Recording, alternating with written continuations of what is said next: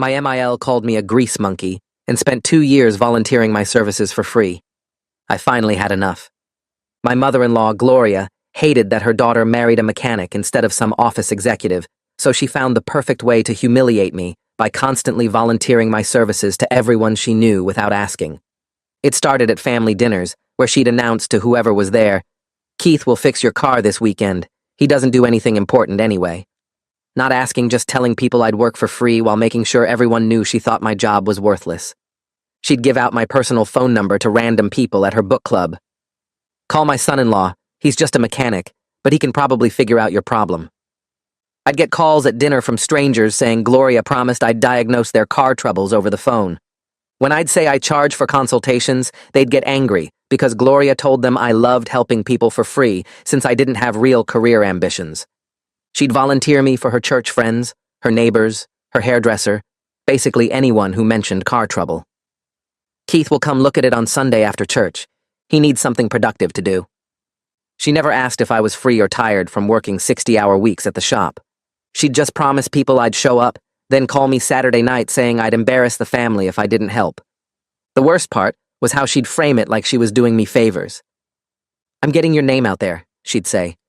"Maybe someone important will notice and offer you a real job." As if being a certified master technician who owned his own shop was something shameful. She'd tell these people I was struggling and needed the practice even though I had a 3-week waiting list at my shop. She'd show up at my shop with her friends, expecting immediate service. "This is my son-in-law's little garage," she'd say, like it weren't a successful business with 8 employees. "He'll squeeze you in because I asked."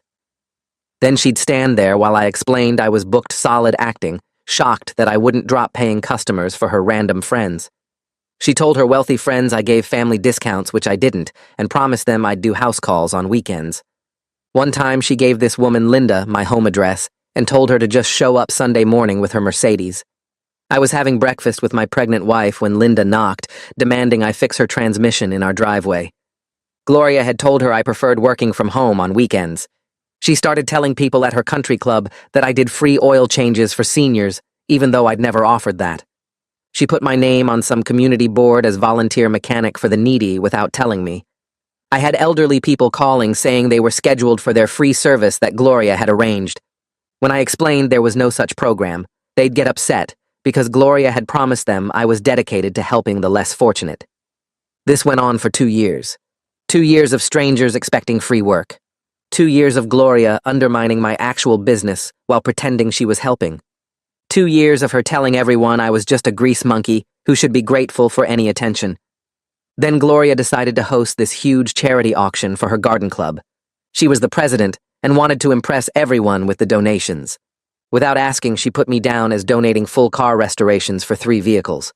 Not oil changes, not tune-ups, but complete restorations worth $15,000 each.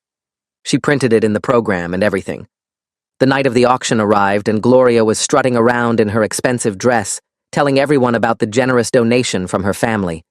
She'd grabbed the microphone and announced, "Our biggest donation tonight comes from my son-in-law Keith, who'll be providing complete restorations for 3 lucky winners."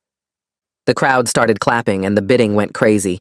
These rich people were bidding thousands for my supposed free labor. That's when I stood up. "I'm sorry, but there's been a misunderstanding. I never agreed to donate any services.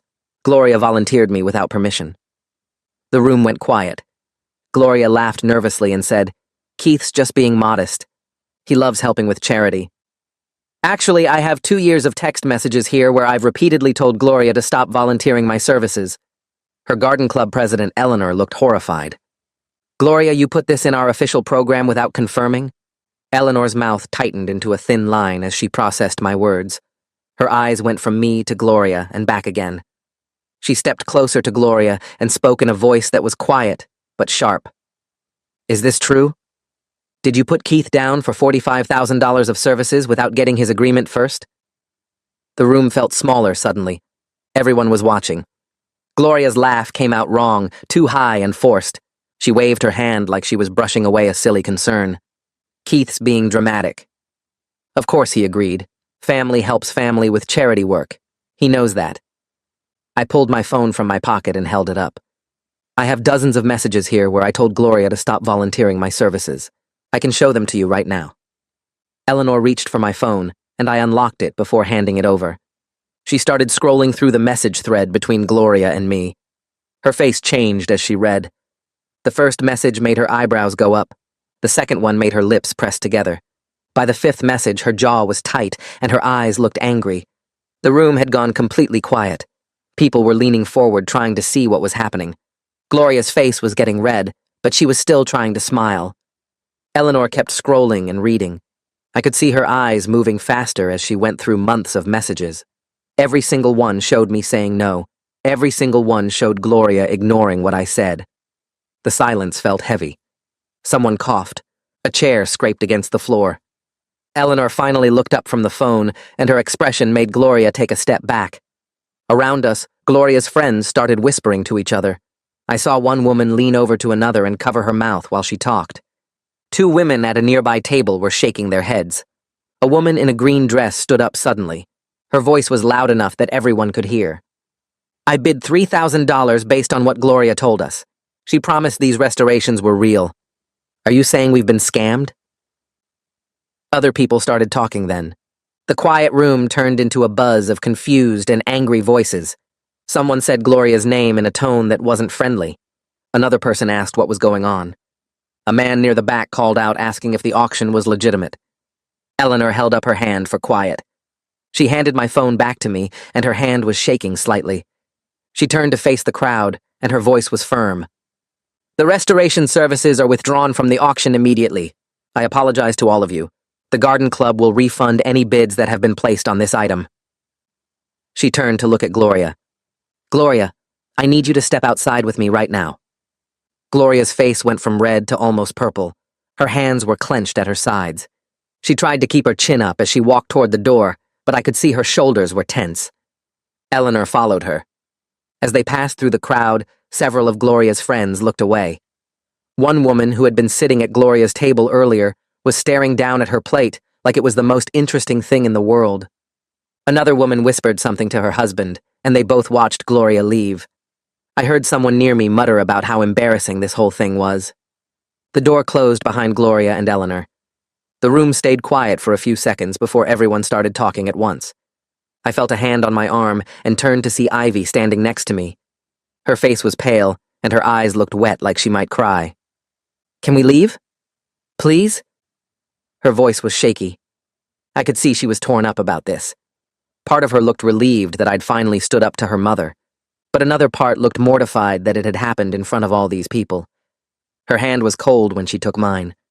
We walked toward the exit and people moved out of our way. Some of them were still talking about what just happened. A few people nodded at me as we passed. Most just stared. We got to the car and I unlocked it. Ivy climbed into the passenger seat and I got behind the wheel.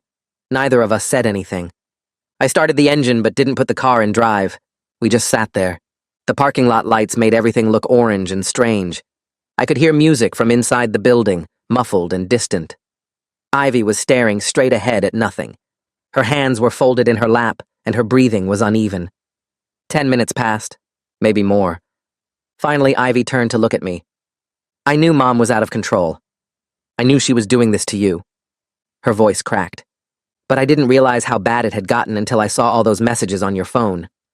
All those times you told her to stop, and she just ignored you. I gripped the steering wheel even though we weren't moving. I couldn't let it keep going. Not with the baby coming. I need your mom to understand that I'm not her personal charity project. My business has real value. My time has real value. Even if she doesn't respect what I do, I can't let her keep treating me like I'm nothing. Ivy started crying then. Real crying, not just watery eyes. Her shoulders shook and she covered her face with her hands. I'm sorry.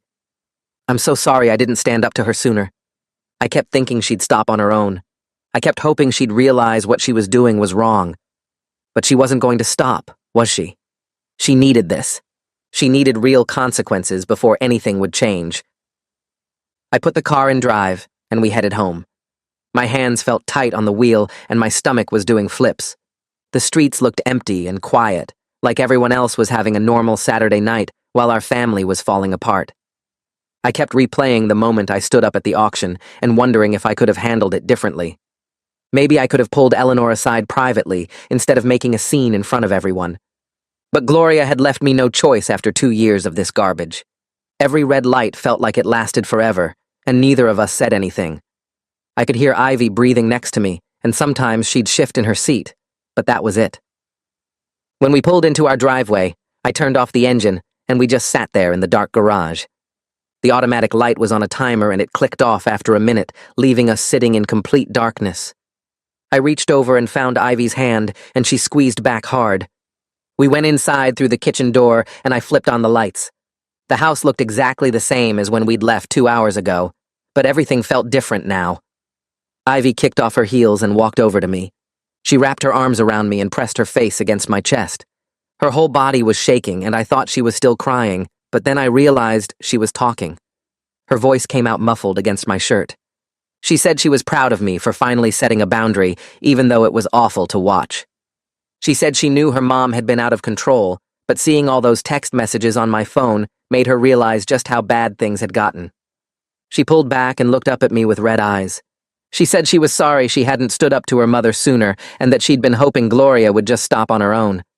But people like her mom don't stop until they face real consequences. I hugged her back, and we stood there in the kitchen for a long time, just holding each other. The baby kicked, and we both felt it. Ivy laughed a little and said our daughter was probably wondering what all the drama was about. We eventually went to bed, but I barely slept. I kept thinking about Gloria's face when Eleanor asked her to step outside, and about all those people staring at us as we left. The next morning, my phone started going crazy around 8. I was making coffee when the first text came through, and then they just kept coming. I sat at the kitchen table scrolling through message after message from people who'd been at the auction. Some of them were supportive. One guy I went to high school with said Gloria had it coming, and he was glad someone finally called her out. A woman from Ivy's book club sent a long message about how she'd always thought Gloria was too controlling, and this proved it. But other messages were harsh. One of Gloria's friends accused me of embarrassing my pregnant wife in public and said I should be ashamed. Another person said I was disrespectful to my elders and that family issues should be handled privately. Someone else wrote that I'd ruined a charity event and made it all about me instead of the cause. My phone kept buzzing and dinging, and each new message made my stomach hurt worse. Ivy came downstairs in her pajamas and asked what was going on. I showed her the phone, and she started reading through the messages. Her face got tighter with each one she read.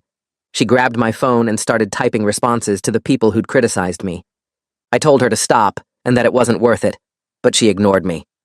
She wrote back to her mother's friends saying they didn't know the full story and that Gloria had been volunteering my services without permission for 2 years. She told them to mind their own business and support their friend in getting the help she clearly needed. Then she blocked 3 of them and handed my phone back to me. Around noon, my phone rang with a number I recognized. It was Eleanor from the garden club. I almost didn't answer, but Ivy nodded at me, so I picked up. Eleanor's voice sounded tired, and she apologized right away for not verifying Gloria's donation claims before putting them in the program. She explained that the garden club had a policy requiring written confirmation from all donors, but Gloria had insisted it wasn't necessary since I was family, and had verbally agreed to do the restorations. Eleanor said she'd trusted Gloria because they'd been friends for years, and Gloria was the club president. She said she should have followed protocol anyway, and she felt terrible about the whole situation. She asked if there was anything she could do to make it right. I told her it wasn't her fault, and that Gloria had been doing this kind of thing to me for 2 years.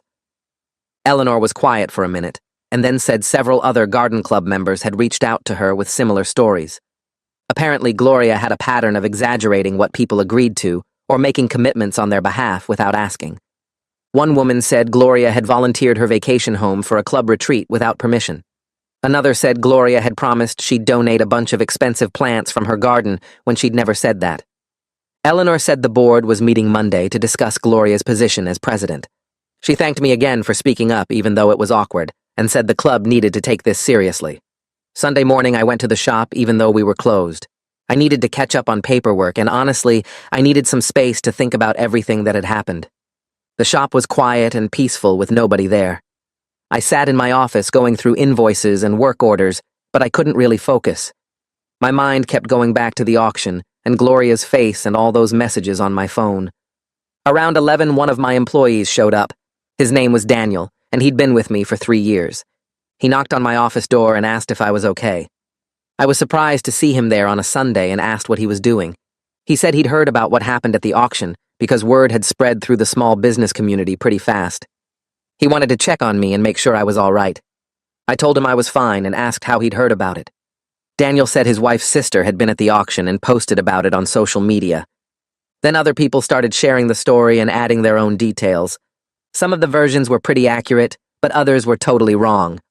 One person was saying I'd gotten into a screaming match with Gloria in front of everyone. Another claimed I'd refused to do any charity work ever.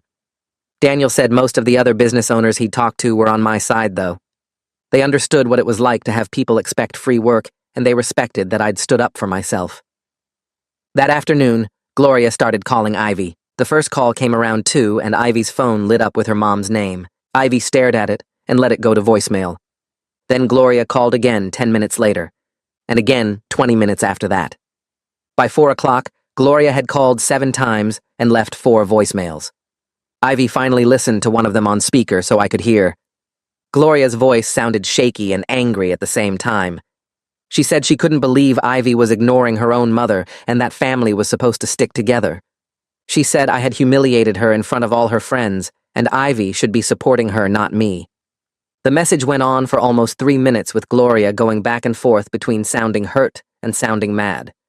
When it ended, Ivy deleted it without listening to the others. She picked up her phone and sent her mom a text. She wrote that she needed space to think, and they'd talk when she was ready, not before. Gloria texted back immediately asking what that meant and when they could talk. Ivy didn't respond. Her phone kept buzzing with more texts from Gloria, but Ivy turned off the notifications and put her phone face down on the coffee table. Monday morning brought a new problem. I got to the shop around 7, and my receptionist Jenny was already there looking confused. She said 3 people had called before we even opened to cancel their appointments. All 3 were friends of Gloria's, who'd apparently made appointments based on promises of family discounts. Jenny had no idea what they were talking about because we'd never offered any family discounts to anyone. I checked our system, and sure enough, all 3 appointments had been made in the last month. The notes said they were referred by Gloria and expected special pricing. I explained to Jenny what had been going on with Gloria volunteering my services and making up discount programs that didn't exist. Jenny's eyes got wide, and she said that explained why. So many of Gloria's friends had been calling lately expecting free consultations. She'd thought it was weird, but figured maybe I'd made some kind of arrangement with them. I told her to cancel any future appointments that mentioned Gloria's name or family discounts, and to refer those people to our standard pricing. If they still wanted service, they could rebook at regular rates. Jenny nodded and said she'd take care of it. The phone rang twice more that morning with similar cancellations, and by lunch, we'd lost 5 appointments total. Tuesday evening around 6, my phone rang with a number I didn't recognize at first. Then I realized it was Ivy's father calling from his cell instead of the house phone. His voice sounded different from usual when I answered. Normally he was pretty upbeat, but now he sounded worn out. He asked if I had time to meet for coffee and talk about what happened at the auction. He said he'd been quiet and let Gloria run things in the family for too long, but he wanted to talk to me directly. I agreed, and we decided to meet at a coffee shop near my work in half an hour. I told Ivy where I was going, and she said her dad had texted her earlier asking for my number. She said he'd probably been working up the courage to call me all day. The coffee shop was one of those chain places with uncomfortable chairs and music that was too loud. Ivy's father was already there when I arrived, sitting at a corner table with 2 cups of coffee in front of him. He'd gotten me one without asking what I wanted, which was fine. I sat down across from him and waited for him to start talking. He looked older than I remembered, and there were dark circles under his eyes. He started by saying he owed me an apology. He said Gloria had always been controlling and obsessed with status, but he'd let it go because it was easier than fighting with her. When she started treating me like her personal servant, he should have spoken up, but he didn't. He said he was ashamed that he'd let it go on for so long and that I deserved better treatment. His hands were wrapped around his coffee cup, and he wasn't looking at me while he talked. I told him I appreciated that, but I wasn't mad at him. Gloria was the one who'd been volunteering my services and putting me down, not him. He nodded and then started explaining some background about Gloria that I'd never really known. He said she grew up really poor in a rough neighborhood, and her whole life became about escaping that poverty. She married him because he had a good job and could give her the lifestyle she wanted. She built her whole identity around being part of the right social circles and knowing the right people. When Ivy chose to marry me instead of some corporate executive, Gloria saw it as a rejection of everything she'd worked for. In her mind, mechanics were working class, and working class meant poverty, and poverty meant failure. So she couldn't accept that her daughter had chosen that life. That's why she kept trying to push me toward a different career, and why she kept calling me just a mechanic like it was something temporary I'd grow out of. I told him I understood where Gloria's insecurity came from, but I couldn't let her keep undermining my business and disrespecting what I do anymore. Especially not with a grandchild coming. My daughter was going to grow up seeing her father treated with respect and seeing that honest work has value no matter what kind of work it is. Ivy's father nodded and said he completely agreed. He said he'd talk to Gloria about getting counseling to deal with her control issues and her obsession with status. He said he couldn't promise she'd change, but he was going to try to help her see what she was doing to the family. We finished our coffee, and he thanked me for meeting with him. When we stood up to leave, he shook my hand and held it for a long time. He said he was proud to have me as a son-in-law, even if Gloria couldn't see it yet. I drove back to the shop feeling better about things with Ivy's father, but still unsure what would happen with Gloria. Wednesday afternoon, I was under a Honda Civic doing an oil change when my receptionist Marie came back and said someone was here to see me without an appointment. I rolled out from under the car and wiped my hands on a rag, expecting another one of Gloria's friends trying to get free work. Instead, it was Linda standing there looking embarrassed and nervous. She apologized right away for showing up at my house that Sunday morning and said she felt terrible about demanding I fix her Mercedes in my driveway. She explained that Gloria had told her I loved doing house calls and actually preferred working from home on weekends because it was more relaxed than being at the shop. Linda said she'd believed it because Gloria seemed so confident and kept saying how dedicated I was to helping people in the community. I told her it was okay, and that I understood Gloria had misled a lot of people about my services. Linda twisted her purse strap in her hands and said she needed to explain something else. She was a widow, living on a fixed income, and her Mercedes was her late husband's car that she couldn't afford to replace. Gloria had convinced her that I did free work for seniors as community service, and that I'd be happy to help her because I was passionate about supporting elderly people in need. Linda's face was red, and she said she was mortified that she'd shown up expecting free labor when I ran an actual business. She offered to pay my regular rates if I could still help with her transmission issue, even though it might take her a few months to save up the money. I pulled up my shop's appointment system and scheduled her properly for the following week. I told her we did offer a legitimate senior discount of 15%, which I'd apply to her service. Linda looked relieved and thanked me multiple times. As she was leaving, she mentioned that several women from Gloria's social circles were starting to question other things Gloria had told them over the years. She said people were comparing notes and realizing Gloria had a pattern of exaggerating or making up commitments on behalf of other people. Thursday evening, I was watching TV when the doorbell rang around 7. Ivy answered it, and I heard her mother's voice on the front porch. Instead of inviting Gloria inside, Ivy stepped outside and pulled the door mostly closed behind her.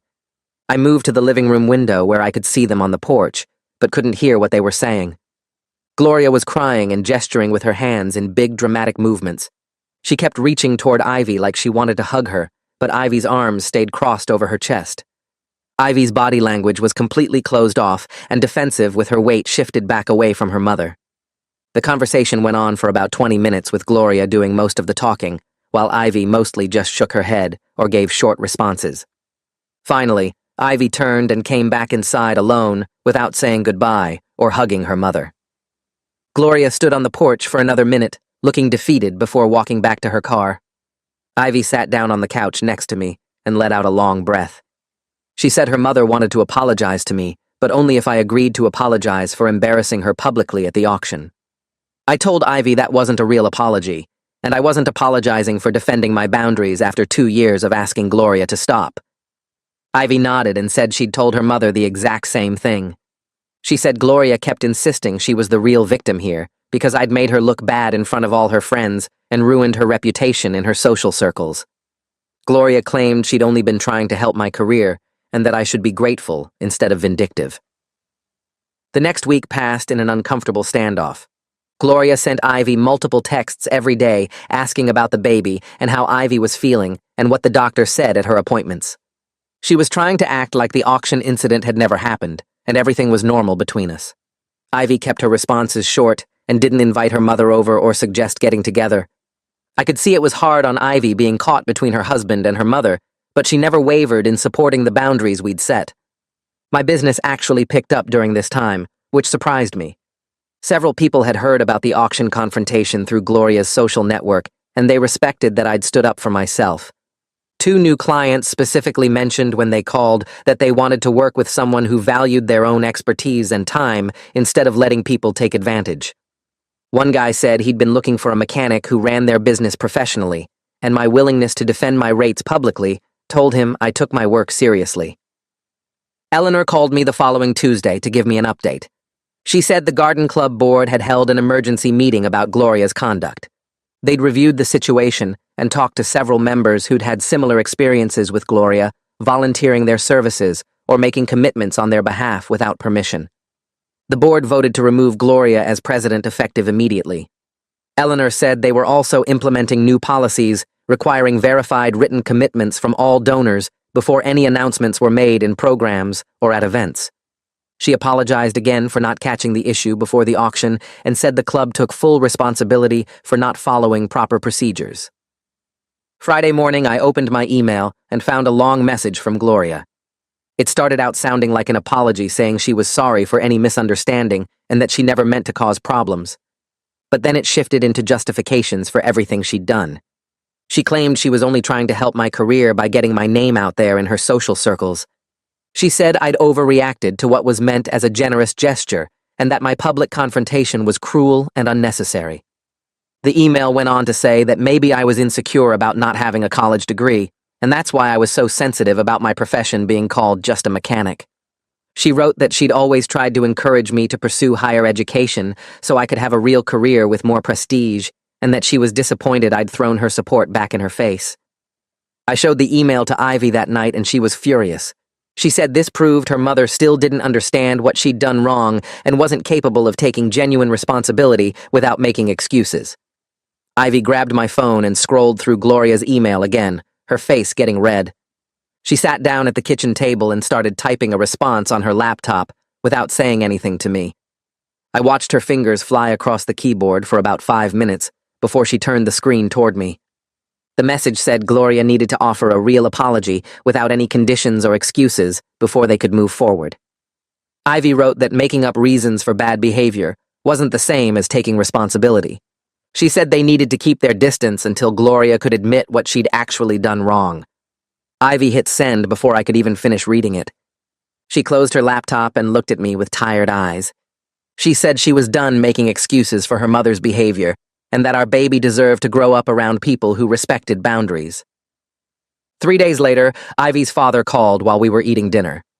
Ivy put him on speaker and he sounded worn out. He told us Gloria had agreed to start seeing a therapist, which surprised both of us. But then he explained that Gloria was telling everyone the therapy was to help her deal with her ungrateful family. She was framing it like we were the problem, and she needed professional help to cope with how badly we were treating her. Ivy's father let out this long sigh and said he knew that wasn't the right approach, but at least Gloria was willing to talk to someone. He said maybe the therapist would help her see things differently over time. Ivy thanked him for the update, but didn't sound very hopeful about it. After she hung up, she said her mother had an amazing ability to twist everything around, so she was always the victim. The mail came 2 weeks after the auction, and there was a formal letter from Eleanor on Garden Club letterhead. She thanked me for bringing the unauthorized donation issue to their attention and said the board had taken it seriously. Inside the envelope was a handwritten note on Eleanor's personal stationery.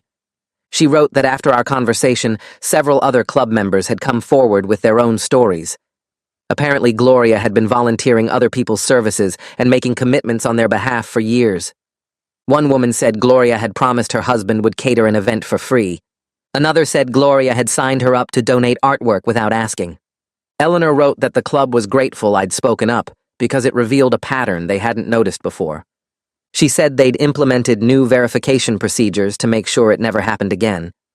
Ivy had her next doctor's appointment scheduled for the following Thursday. She was getting dressed that morning and asked if I wanted to invite her parents to come along. The doctor was going to do an ultrasound, and Ivy thought it might be nice to have family there. I told her I was fine with her father coming, but I wasn't ready to have Gloria there yet. Ivy nodded and said that was completely reasonable given everything that had happened over the past few weeks. She called her father and invited just him. I could hear him on the phone saying he understood and that he'd be happy to come. Ivy told him the appointment time and where to meet us. Her father showed up at the doctor's office right on time. He hugged Ivy and shook my hand, and we all went into the exam room together. The ultrasound technician put the gel on Ivy's stomach and moved the wand around until the baby appeared on the screen. Ivy's father leaned forward in his chair, and his eyes got watery. He kept saying how amazing it was to see his grandchild moving around in there. The technician printed out some pictures and handed them to Ivy. After the appointment, we walked out to the parking lot together. Ivy's father mentioned that Gloria was really upset she hadn't been included. He said she'd cried when he told her about the appointment. But then he added that he completely understood why we were setting boundaries and that Gloria needed to earn back our trust. 2 days later, a delivery truck pulled up to our house. The driver brought a huge gift basket to the door, filled with expensive baby clothes and toys and blankets. The card attached said it was from Grandma who loved us, even when others tried to keep us apart. Ivy read the card, and her jaw got tight. She carried the whole basket back out to her car without unpacking anything. She drove to her parents' house and left it on their front porch with a note. I didn't see what she wrote, but she told me later that she'd explained manipulation wouldn't work, and that genuine change required a genuine apology. When she got back home, she said she was tired of her mother trying to buy her way past the actual problem. I was at the shop the next week when one of my mechanics mentioned something weird. His wife went to the same gym as Gloria, and apparently Gloria had been talking about me there. According to what his wife heard, Gloria was telling people I was being cruel and keeping her away from her grandchild over some simple misunderstanding. She was painting herself as this poor grandmother who just wanted to be part of her family but was pushed away for no good reason. My employee looked uncomfortable telling me this, but he thought I should know what Gloria was saying. I thanked him for letting me know and went back to my office feeling annoyed. Gloria clearly hadn't learned anything if she was still out there spreading her version of events. That night, I told Ivy what I'd heard about the gym. She got quiet for a minute and then said we needed to be proactive about Gloria's narrative. She pulled out her phone and started typing a post for social media. She showed it to me before posting it. The message talked about how excited we were for the baby and how we were working on establishing healthy boundaries with extended family. It didn't mention Gloria by name, but anyone who knew us would understand what it meant. Ivy posted it, and within an hour she had dozens of supportive comments from friends. Several people wrote that setting boundaries was important and that they respected us for protecting our family. Ivy seemed relieved that our side of the story was out there now. 3 weeks had passed since the auction when my phone buzzed with a text from Gloria. I almost didn't open it because I expected another long message full of excuses. But this one was short. It just said she was sorry she'd volunteered my services without permission and sorry she'd disrespected my profession.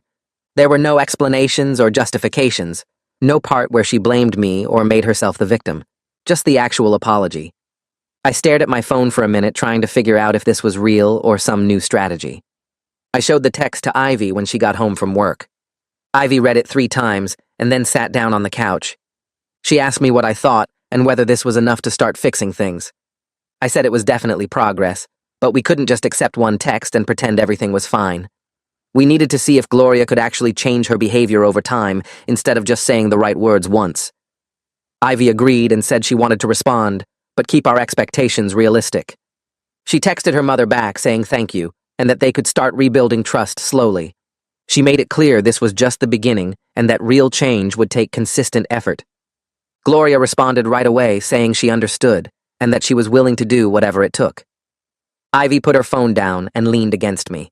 She said she hoped her mother actually meant it this time, but we'd have to wait and see. I decided we should invite Gloria and Ivy's father over for Sunday dinner the following week. Ivy looked nervous when I suggested it, but she agreed it was probably time to see if Gloria's apology was real or just words. We set the table in our dining room, and I made lasagna because it was one of the few things I could cook well. Gloria and her husband arrived exactly on time, which was unusual because Gloria normally showed up whenever she felt like it. She was carrying a bottle of wine, and she actually waited for us to invite her inside instead of just walking in like she owned the place. The dinner started awkward with everyone being too polite and careful about what they said. But then Gloria surprised me by asking about a restoration project I had going at the shop. She wanted to know about the actual work involved and how long it took to rebuild an engine properly. I explained the process, and she listened without interrupting or making any comments about how it wasn't a real career. Her husband looked shocked, because he'd probably never heard her show genuine interest in my work before. Ivy kept glancing between us like she couldn't believe what she was hearing. About halfway through dinner, Gloria brought up her therapy sessions. She said her therapist had been helping her understand why she felt so much shame about me being a mechanic. Apparently it came from her own childhood where her family was poor and looked down on by wealthier people in their town.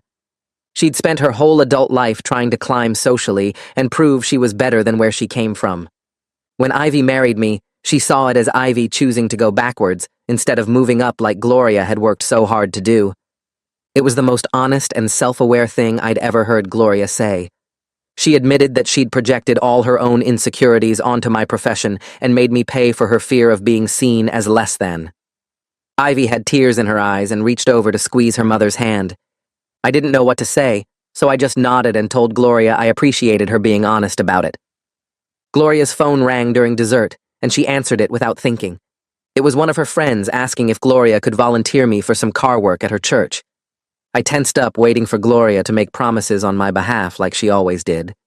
But instead, Gloria said she would need to check with me first before making any commitments. She actually put her friend on hold and asked if I had time to look at someone's car and what I would charge. I told her my standard diagnostic fee, and she relayed that to her friend without trying to negotiate or offer discounts. Ivy squeezed my hand under the table so hard it almost hurt. I could see the relief on her face that her mother was actually changing her behavior instead of just talking about it. After Gloria hung up, she apologized for answering during dinner and said old habits were hard to break, but she was working on it.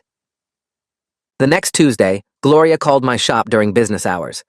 My receptionist came back to tell me Gloria was on the line asking about scheduling an appointment. I picked up expecting Gloria to demand immediate service like usual, but instead, she asked very politely if I had any availability to look at her car. She said the check engine light had come on, and she wanted to get it diagnosed properly. I told her I could fit her in Thursday afternoon, and she thanked me and said that worked fine with her schedule. She even asked what my diagnostic fee was and didn't argue when I told her the standard rate. I hung up feeling confused because this was completely different from how Gloria normally acted.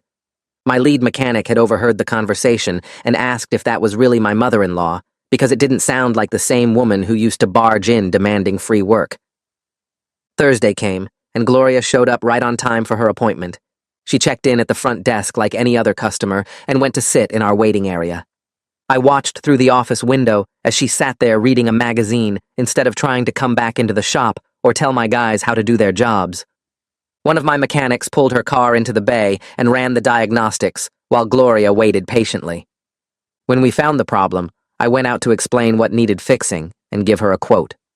She approved the work without trying to negotiate a family discount or hint that I should do it for free. 2 hours later, when her car was done, she came up to the counter and paid the full invoice without any complaint. She even tipped the mechanic who had worked on her car. My employees stood there staring after she left because they were so used to her demanding special treatment and acting like we owed her something. Ivy entered her 3rd trimester, and we started getting the nursery ready. We'd been putting it off because we were both exhausted from everything with Gloria, but now it felt like the right time. We spent a weekend painting the room a soft yellow and assembling the crib. Gloria called and asked if she could come help with the nursery. Ivy told her we wanted to do it ourselves, but Gloria could come see it when we were finished. I expected Gloria to get upset or pushy about it, but she just said that sounded fine, and she looked forward to seeing what we created. When we finally were invited her over to see the finished room, she complimented our work and didn't offer a single piece of criticism or unsolicited advice. She brought a handmade baby blanket she'd made herself, instead of buying something expensive to show off. I got a call from Eleanor a few weeks later, asking if I would speak at an upcoming garden club meeting. She wanted me to talk about small business challenges and how communities could better support local businesses. I was surprised she'd ask me, but she said the club was trying to rebuild its reputation after what happened with Gloria. She thought having me speak would show they were serious about respecting business owners. I agreed, and spent the next week preparing a presentation about the realities of running an auto shop. The night of the meeting, I was nervous walking into the garden club building. Gloria was there sitting in the audience since she was still a member, even though she wasn't president anymore. She smiled at me when I walked in, but didn't try to take over or make it about her. I gave my presentation talking about how volunteer commitments need actual consent and how assuming someone's time is free devalues their expertise. Several women in the audience looked uncomfortable, and I knew they were remembering how they'd treated me based on what Gloria had told them. After my presentation ended, several garden club members came up to me. They asked about my shop's services and wanted to know my rates for various repairs. A few of them apologized for expecting free work before and said they hadn't realized how inappropriate that was. I gave them my business cards and told them to call the shop to schedule appointments like regular customers. Gloria stood off to the side watching these conversations happen. She didn't interrupt or try to negotiate on anyone's behalf or promise them special treatment. When one woman asked Gloria if I gave family discounts, Gloria told her no and that I ran a professional business with standard rates. That moment felt like real progress because Gloria was actively correcting the false narrative she'd spent 2 years building.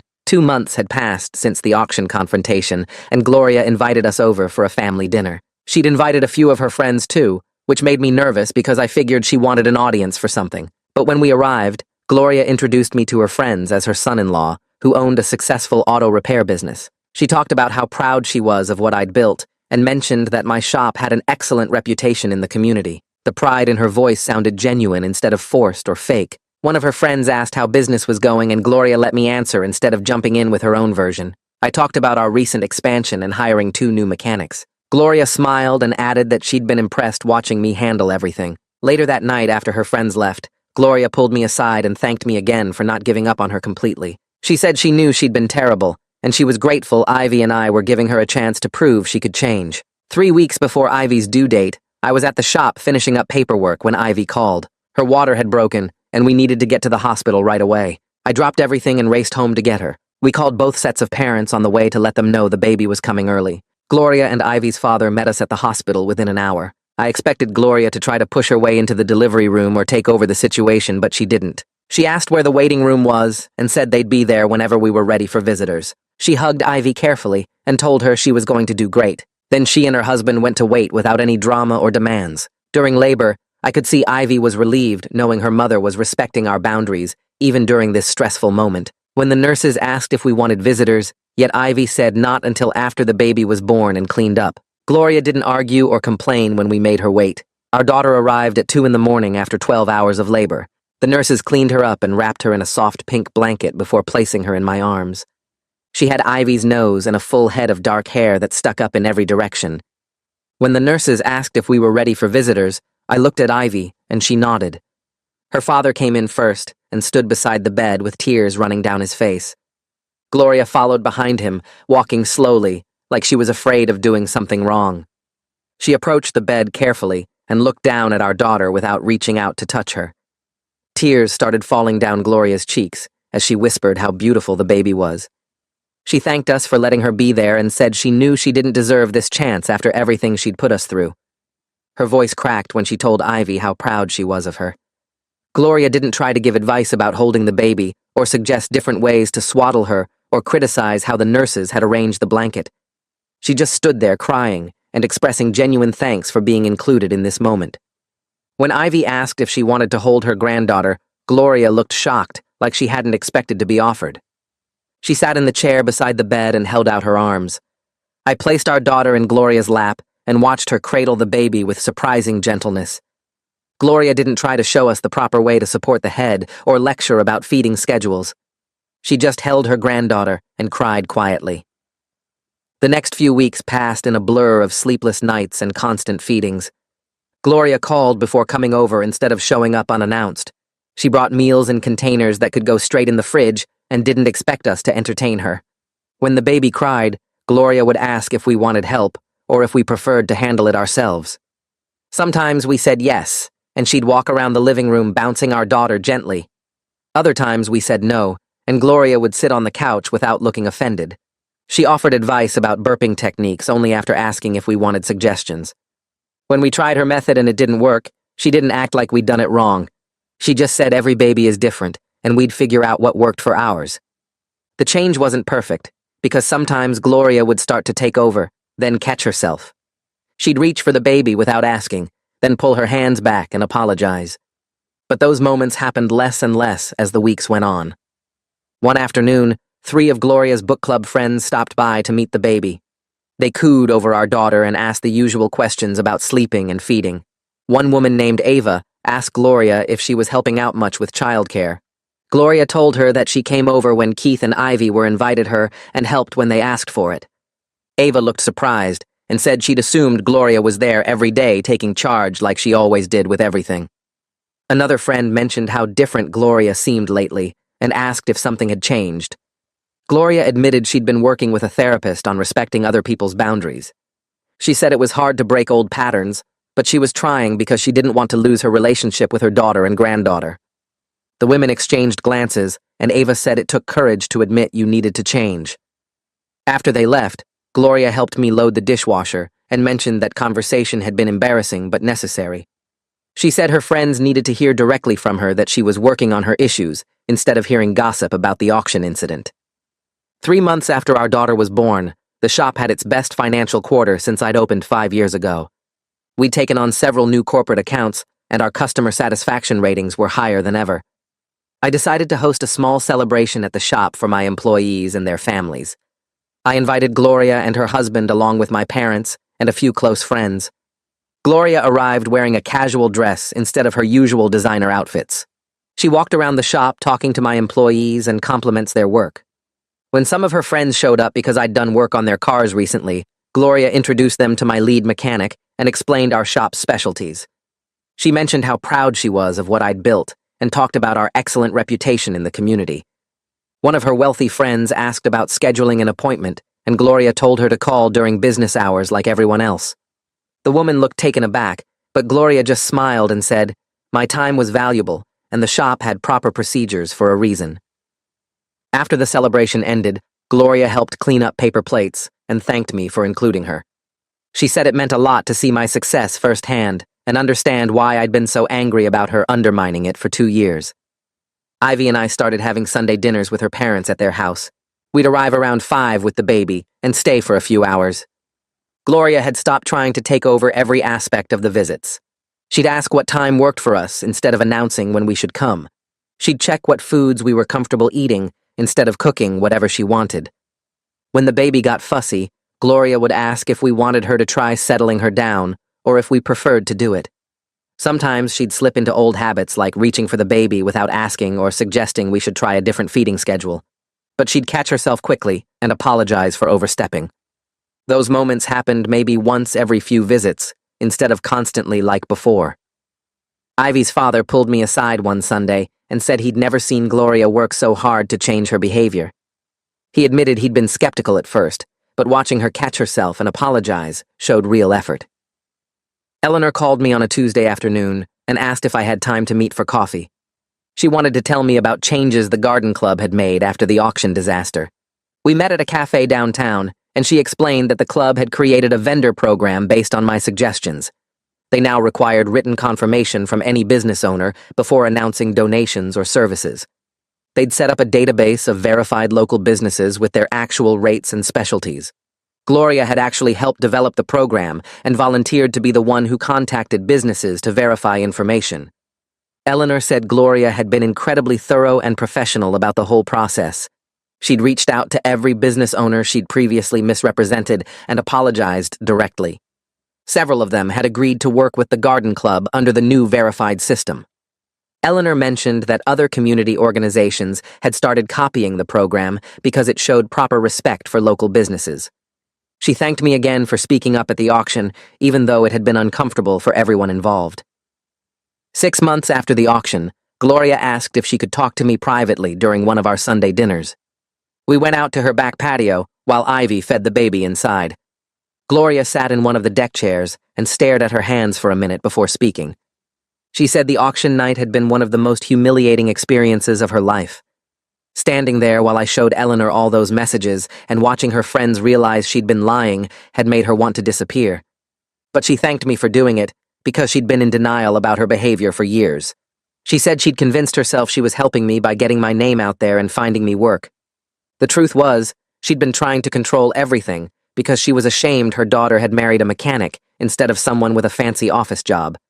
Her therapist had helped her understand that her need to control came from deep fear that people would judge her for not raising her daughter to marry up.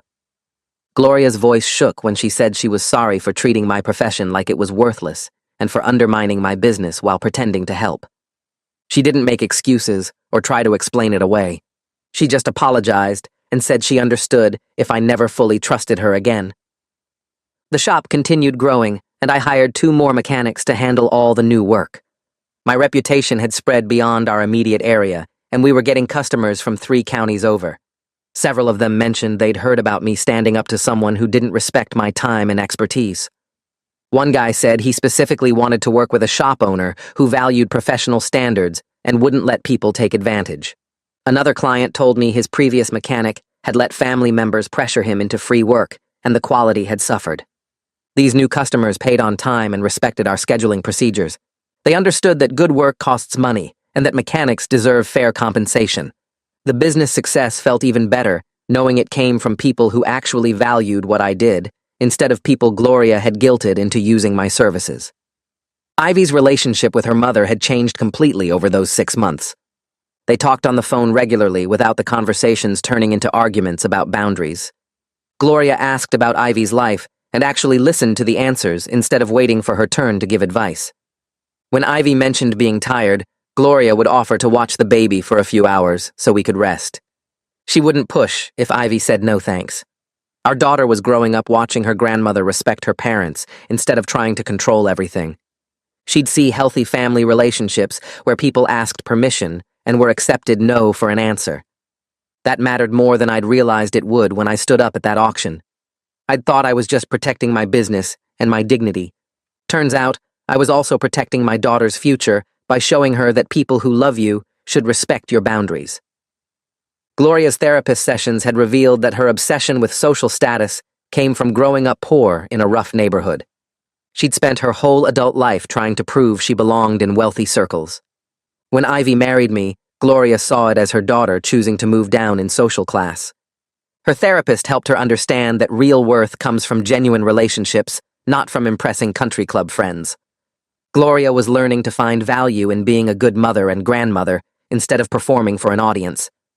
The change showed in little ways, like how she dressed more casually now and stopped name-dropping expensive brands. She'd started volunteering at a food bank instead of just attending charity galas. Her book club friends noticed the difference, and some of them had started examining their own behavior around status and control. A year after the auction showdown, Gloria called to ask if we'd come to Thanksgiving at her house. She mentioned some new friends from her book club would be there, and she wanted them to meet us. I figured it was worth seeing how things went since she'd been doing so much better with boundaries. We showed up Thursday afternoon with our daughter bundled in her little turkey outfit. Gloria answered the door and immediately bent down to our daughter's level instead of scooping her up without asking. She waited until our girl reached for her before picking her up. The house smelled like roasted turkey and sweet potatoes. Gloria's new book club friends were already there, a couple named the Hendersons who lived 3 streets over. Gloria introduced me to them as her son-in-law, who owned the auto repair shop on Maple Street. She talked about how the business had grown over the past year and how proud she was of what I'd built. Her voice carried this warmth I'd never heard before when she talked about my work. Ivy grabbed my hand under the table, and I could see tears starting in her eyes. This was the mother she'd always wanted, the one who could celebrate her family instead of trying to control everything. Dinner went smoothly with Gloria asking about the shop's expansion and actually listening when I explained the new diagnostic equipment we'd invested in. She didn't interrupt or try to volunteer my services to the Hendersons when they mentioned their car making a weird noise.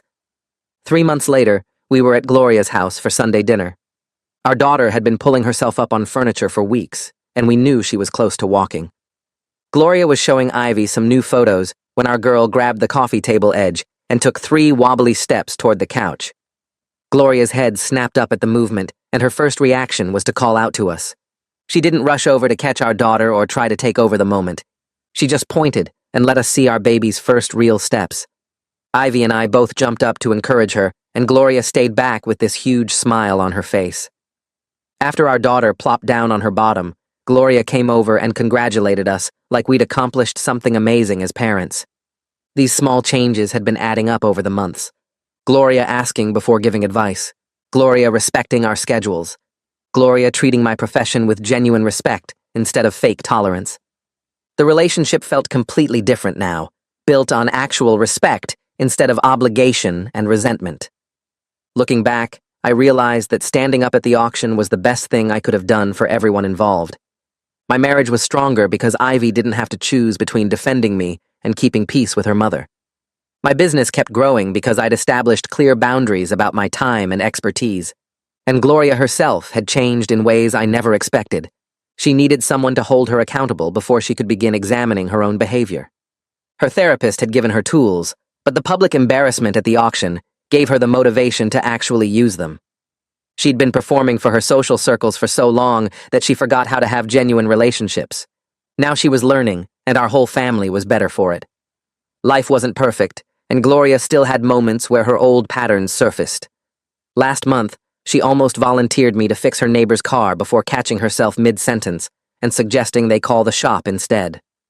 When she slipped up, we could address it directly without the conversation turning into a huge fight. We'd built a foundation of mutual respect that let us handle problems as they came up instead of letting resentment pile up for years. Our family was stronger because we'd established clear boundaries early. Our daughter would grow up watching healthy family relationships where people asked permission and respected each other's time and work. She'd see her grandmother treating her father's profession with the same respect as any office job. She'd learn that standing up for yourself doesn't mean destroying relationships. It means building better ones based on honesty instead of silent suffering. That lesson alone made the whole painful process worth it.